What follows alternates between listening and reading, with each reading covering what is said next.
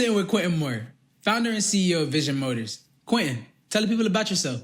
So, for starters, my name is Quentin Moore. I'm a 23-year-old visionary from Miami, Florida with love for engineering. I love to create, innovate, and just put a twist on my own things. And that's where my love for cars came about.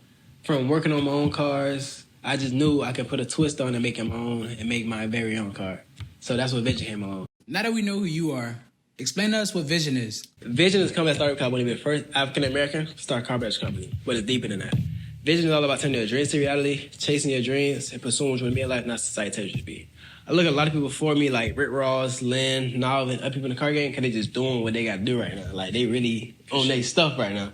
So it's like, I want to keep that going and be a role model people after me, just to show them that you can achieve anything you want in life as long as you put in the effort, consistent, and be disciplined. I call this journey No Directions because nobody never done it before. So it's a lot of trial and error, figuring things out, just being mentally tough to overcome obstacles that's in the way. When people see the brand, I want them to know that you can do anything you put your mind to, no matter if you black, white, poor, rich, 14, 18, 35, you grew up in Miami, you grew up in some fancy place, that the only limitations you got are the ones you put on yourself. With being African-American being an obvious limitation, what else drives you to take this journey with no direction? So basically, I chose this route because I don't want to be a product of my environment. Like, being from Miami, just so much going on and so much happened. Like, things like people getting killed, friends getting killed, friends going to jail. It's just easy to get caught up in the madness.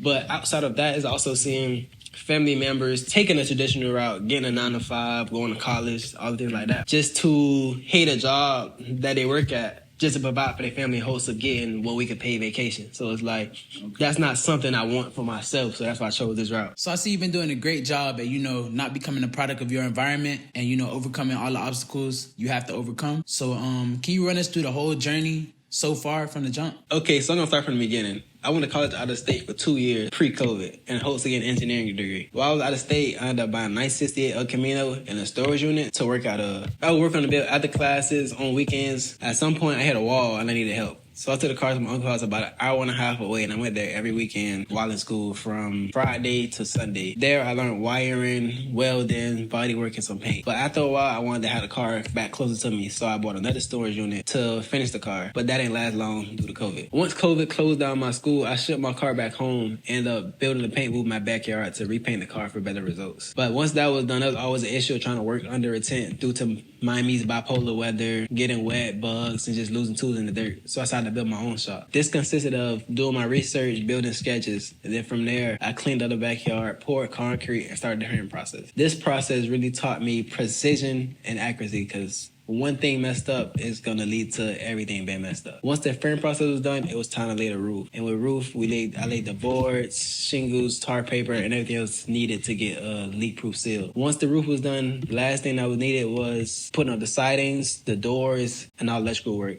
Then after about a month of working, I had my very own shop. Once the shop was done, I had everything I needed to build a car the right way without cutting corners. So I decided to redo my build one last time. From there, I took the car apart, again, removed the engine, transmission, everything holding the body to the frame. But since I don't have a lift of my shop, I took the body out the frame and my driveway. I put wood under the car, jacked it up little by little just to get it high enough to roll the frame from underneath the body. From there, I stripped the frame, engine, and transmission down, painted it, and put it back together with all new performance parts. Once that was done, I put the body back on the frame and started doing body work. After weeks of body work, it was time to paint. Painted all the doors, radiator support, jams, bed, and everything I just needed to get painted. Once everything was painted, put it all back together, and I could just paint the outside of the car at one time. I painted in a beautiful orange sunset pearl. No part of the car went unpainted. Finally, it was time to do the wiring, start the car for the first time, to put it back together. Once that was done, all I needed to do was put the interior back together, do some paint corrections, install a trim, and the build was complete. But it doesn't end there. That's just the end of phase one. So for a journey with no directions, it certainly seems like we're getting somewhere. So what would you say is next for Vision? So basically, I got Vision laid out into 3 phases. Phase 1 is to build the car from the ground up to learn how cars works and everything from in and out to its stock form. Phase 2 is to take what I learned from phase 1 and to put it in phase 2.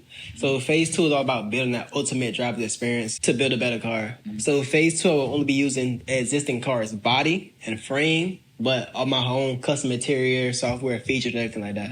So phase 2, I'm gonna have custom digital dashes, custom entertainment systems, safety features, all custom wiring. So in the midst of building all the custom interior things, I will also be developing new technology that's not inside cars today. But to give a deeper sense of digital dashes, digital entertainment systems, every screen you see, every button you press, anything you can interact with in the car, it will be made from scratch, and I have to code everything to work together fluently. Okay. And that would be the definition of building the ultimate driver experience. So phase 2 is about building the ultimate driver experience that you won't want to get out of. And phase 3 will be putting that ultimate driver experience into my very own car.